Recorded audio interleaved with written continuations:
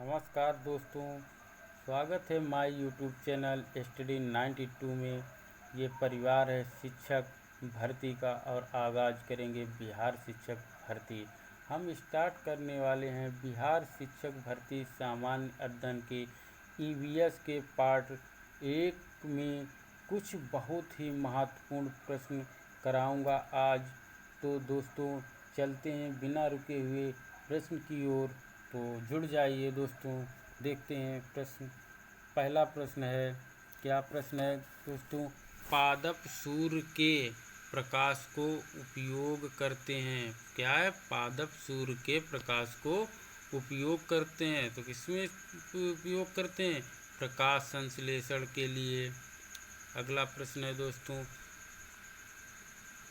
जंतु जो दूसरों जंतुओं का भक्षण करते हैं क्या कहलाते हैं? मांसाहारी। अगला प्रश्न है दोस्तों, पर्यावरण जैविक घटक है। पर्यावरण जैविक घटक है तो क्या है? शैवाल है, पेड़ है, बैक्टीरिया है। उपरोक्त सभी हैं दोस्तों। जैविक घटक जो है सभी हैं। अगला क्वेश्चन देखते हैं दोस्तों, पर्यावरण में तत्वों के चक्रीकरण को कहते हैं। पर्यावरण में तत्वों के चक्रीकरण को क्या कहते हैं? तो क्या कहते हैं दोस्तों? जैव भूगृह रासायनिक चक्र। क्या कहते हैं? जैव भूगृह रासायनिक चक्र। अगला प्रश्न है दोस्तों, आहार श्रृंखला में मनुष्य है। क्या है दोस्तों? आहार श्रृंखला में मनुष्य है तो क्या है? उपभोक्ता। अगला प्रश्न है, प्रदूषण को निम्न रूप में परिभाषित किया जा सकता है। क्या है? प्रदूषण को निम्न रूप में परिभाषित किया जा सकता है तो क्या है? अवांछित अथवा विषैले पदार्थों की उपस्थिति। क्या दोस्तों? अवांछित अथवा विषैले पदार्थों की उपस्थिति। अगला प्रश्न है दोस्तों, क्या देखते हैं, ओजोन डे किस दिन मनाते हैं? तो ओजोन डे है जो वो 16 सितंबर को मनाते हैं। ध्यान रखना दोस्तों। अगला है, भोपाल त्रासदी किस गैस के कारण हुआ था? क्या है दोस्तों? भोपाल त्रासदी किस गैस के कारण हुआ था? तो ये हुआ था मिथेल आइसोसिनेट के कारण। अगला प्रश्न है, किस पदार्थ से जल प्रदूषित होने पर मिनीमाता बीमारी होती है? क्या है? किस पदार्थ से जल प्रदूषित होने पर मिनीमाता बीमारी होती है? तो कौन सा है? मरकुरिक क्लोराइड। क्या है दोस्तों? मरकुरिक क्लोराइड। अगला प्रश्न है दोस्तों, कि जल का क्लोरीकरण किया जाता है। जल का जो है क्लोरीकरण किया जाता है तो कैसे क्लोरीकरण किया जाता है? पैथोजन एवं कवक को मारने के लिए। क्या है दोस्तों? पैथोजन एवं कवक को मारने के लिए। अगला प्रश्न है दोस्तों, देखते हैं, बीओडी का अर्थ है। क्या है दोस्तों? बीओडी का अर्थ है क्या है? Biological organic death. क्या है दोस्तों? Biological organic death. अगला प्रश्न है, किस प्रदूषण के कारण तेजाबी वर्षा होती है? किस प्रदूषण के कारण तेजाबी वर्षा होती है? तो ये है सल्फर डाइऑक्साइड। Sulphur dioxide. अगला प्रश्न है दोस्तों,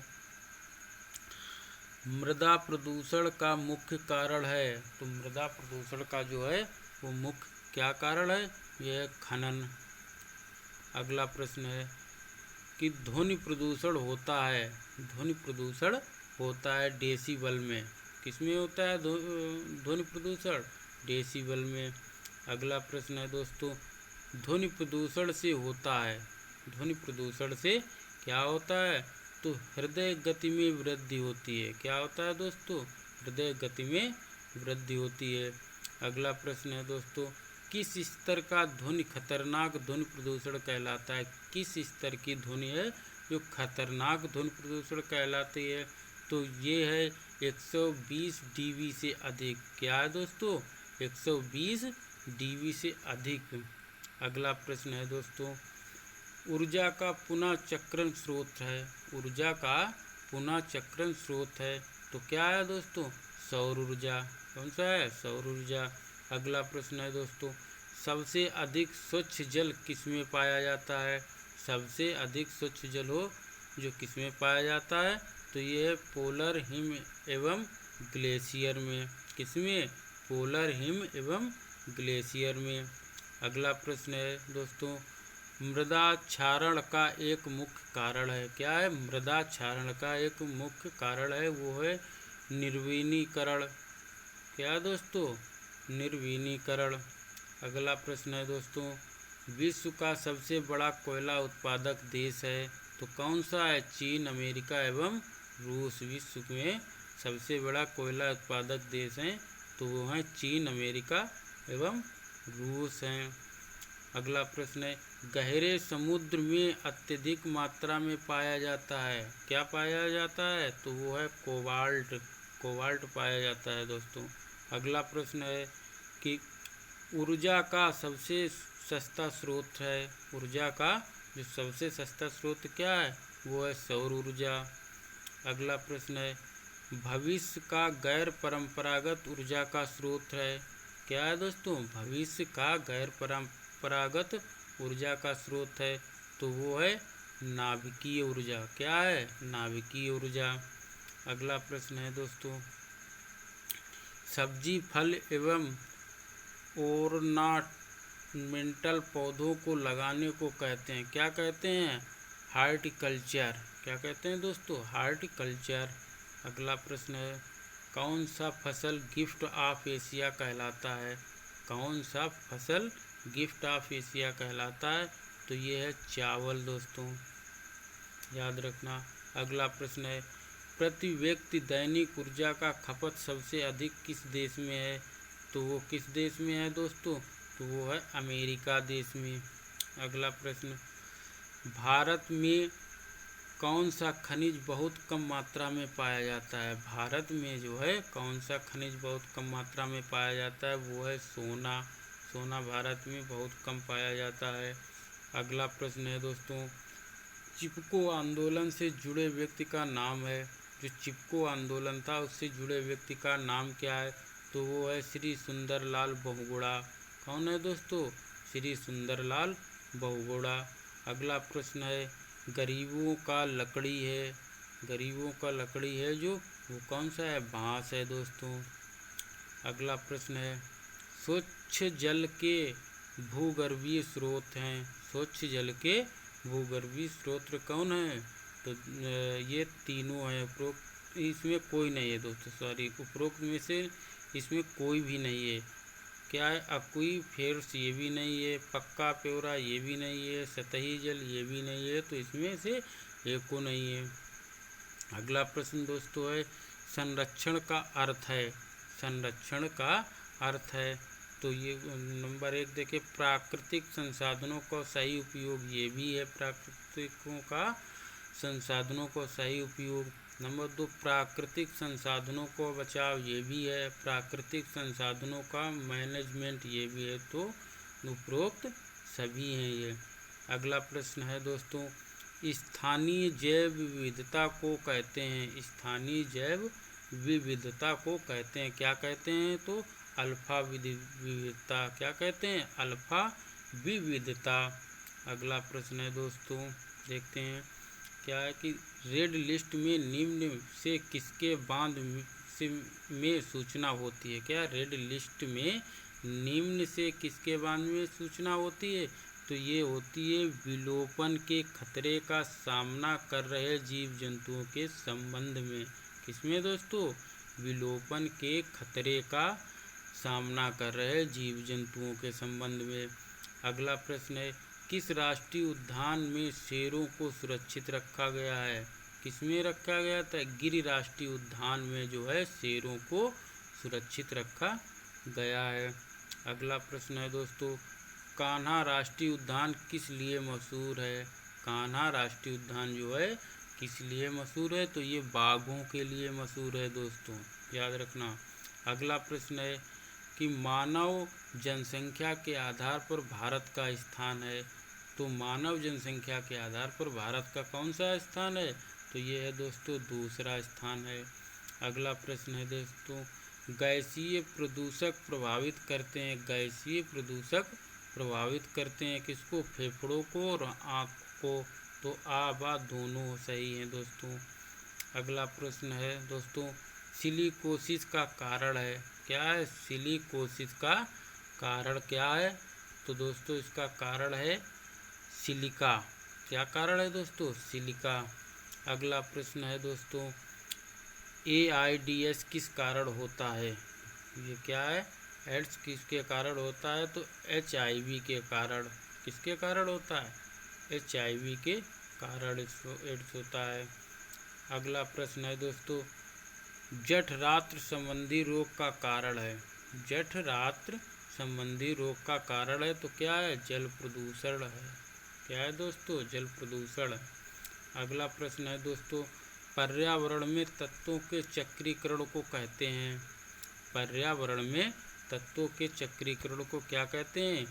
जैव भूगर्भीय रासायनिक चक्र। क्या कहते हैं दोस्तों? जैव भूगर्भीय रासायनिक चक्र।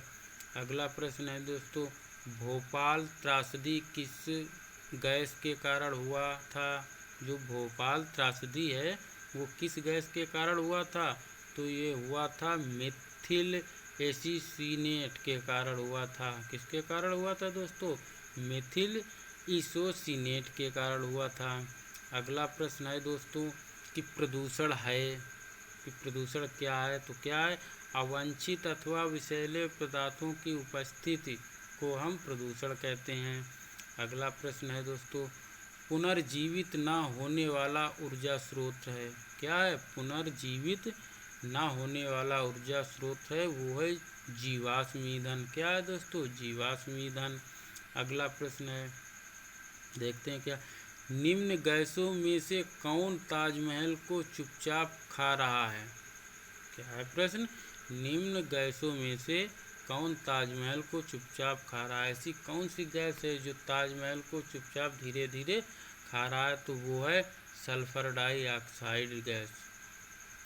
अगला प्रश्न है दोस्तों, धुआं समान कुहैसा को कहते हैं, धुआं समान कुहैसा को कहते हैं, क्या कहते हैं दोस्तों? तो कहते हैं स्मोग। क्या कहते हैं? स्मोग। अगला प्रश्न है दोस्तों, ग्रीन हाउस गैसों के उत्सर्जन के लिए मुख्य रूप से जिम्मेवार है, क्या है दोस्तों? ग्रीन हाउस गैसों के उत्सर्जन के लिए मुख्य रूप से जिम्मेवार है तो क्या जिम्मेवार है? गरीब देश, अमीर देश, आ और बा दोनों जिम्मेदार हैं। अगला प्रश्न है दोस्तों, क्या है? ओजोन परत के क्षरण तथा ओजोन छिद्र के कारण निम्न में से कौन सी बीमारी में वृद्धि हुई है? ओजोन परत के क्षरण तथा ओजोन छिद्र के कारण निम्न में से कौन सी बीमारी में वृद्धि हुई है? तो त्वचीय कैंसर। कौन सी बीमारी में वृद्धि हुई है? त्वचीय कैंसर में। अगला प्रश्न है दोस्तों, स्वचालित वाहनों के उत्सर्जन में कौन सा प्रदूषक अनुपस्थित रहता है? क्या है प्रश्न? स्वचालित वाहनों के उत्सर्जन में कौन सा प्रदूषक अनुपस्थित रहता है?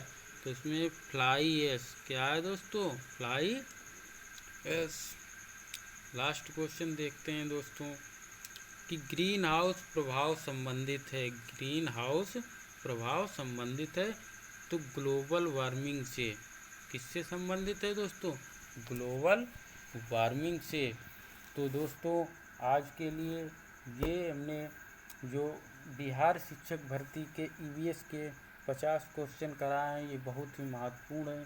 तो मिलते हैं नेक्स्ट पार्ट में, बने रहिए हमारे चैनल के साथ में। तो दोस्तों ये वीडियो आप लोगों को कैसा लगा कमेंट करके बताइए। वीडियो अच्छा लगे तो सब्सक्राइब करें, शेयर करें, कमेंट करें। धन्यवाद। जय हिंद, जय भारत। तो नमस्कार, मिलते हैं नेक्स्ट क्लास के साथ। तब तक के लिए जय हिंद, जय भारत।